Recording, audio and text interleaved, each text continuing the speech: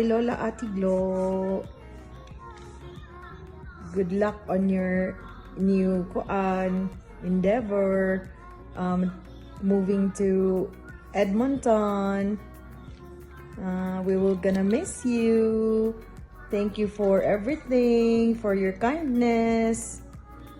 Okay, take care always. Could you blow a kiss? Could you blow a kiss, Lucas? Okay, Ate Glo. Love, love. God bless. Mwah. Glo. Paano yan? Edmonton ka na. I just don't know what to say, Glo, but yeah, mamimiss ka namin dito. Siyempre, para din naman tayo hindi nakikita din, di ba? Kahit nandito ka sa Lethbridge. Pag-assembly lang. Ganon. So, I hope na pagdating mo sa Edmonton, you will still continue yung being a handmaid of the Lord. Tapos, yeah, just seek the community. Kasi, alam mo naman, nakakatulong din sa iyo iyon. Tapos, yung pag-alis mo, I know naman na maganda din naman yung purpose. Kasi nga, you're with Nico already. And, yeah, mamimiss ka namin.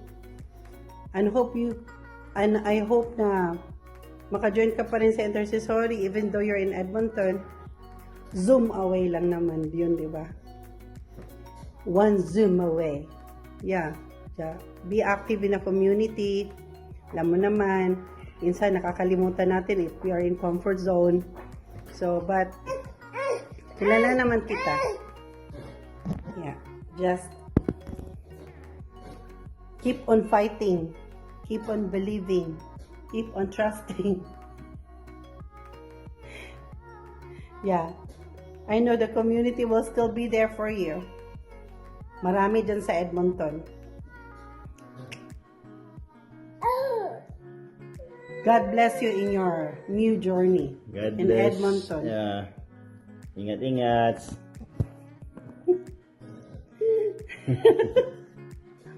Ito yung bagong apo namin. Apo. Kamukha ba?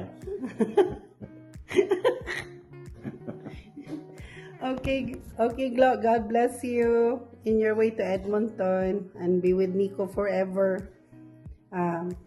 Masaya din kami kasi pag pupunta kami ng Edmonton, we have some place to live. Thank you for everything. God bless. Bye. Hello sis, Glo. Palis ka na pala.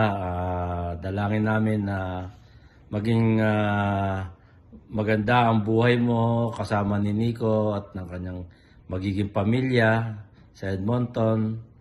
At lagi kayong samahan ni Lord sa magiging buhay niyo sa Edmonton. And sana hindi nyo kami makalimutan.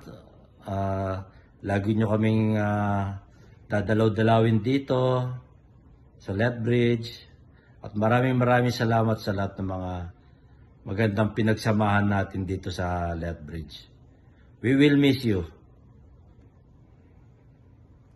Farewell to you, my friend. We'll see each other again. Nakasunod. I will miss you. Bye-bye. God will miss you. bless. God See you sa Edmonton. Okay. Bye-bye. Bye. Hi, Ninang Lo. How are you? Ibiwish lang kita sa bago mong journey sa buhay in going to Edmonton. Wishing you all the best at sana laging masaya ang Edmonton pagdating mo sa Edmonton. Sana laging healthy as usual and happy at sana makita mo si Mr. Edmonton doon. Wishing you all the best. God bless you always. Hi Sis Glo, I hope and I pray that your next journey ay the more you dahil magkasama na kayo ni Nico, so I think it's time also to bond with your son. So I wish you all the best, and hoping and pray na makita mo rin kaagad ang ating CFC community doon para you can continue your service at the same time as we journey to our faith ay ma-enhance din ang ating spiritual maturity every day, as we are all longing for that and aiming for that, because you know that temporary lang naman ang buhay natin dito. So I wish you the best and God bless you to your next journey. So have a safe travel. God bless you again. Bye. Farewell to you, my friend. Hi, Ate Glo. Good luck sa new endeavor. Good luck thank you sa mga tulong mo, Ate Glo. Tsaka, Edmonton is just 5 hours away. So, it's just a quick... If you need any help, we're still here. Sige. Have fun there with Nico. Love, love. Happy camping sa inyong lahat dyan. Kung sino man naman nanonood dyan, binabati ko kayong lahat. Lalong-lalo kay Tita Glo, na alam ko namang magiging masaya ka sa iyong pupuntahan. Mamimiss ka namin dito sa Lethbridge, at lalong-lalo na yung tandem ninyo, yung partnership ninyo ni Tita Carol. So, maninibago kami, wala na siyang kasama. Pero alam ko naman na magiging masaya ka sa iyong pupuntahan. Lalong-lalo na makakapiling mo ng iyong pinakamamahal na anak. And malay mo madagdagan ng iyong pamilya pagka manugang ka at magkaapo.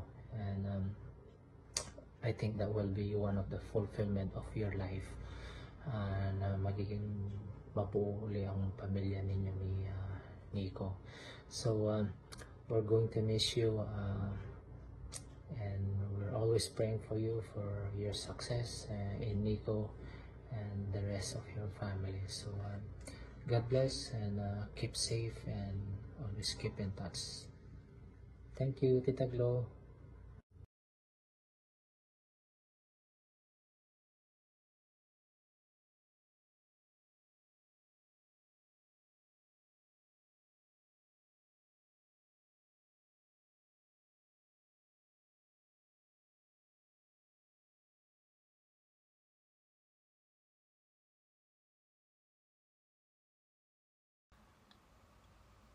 Hello, Ate Glo.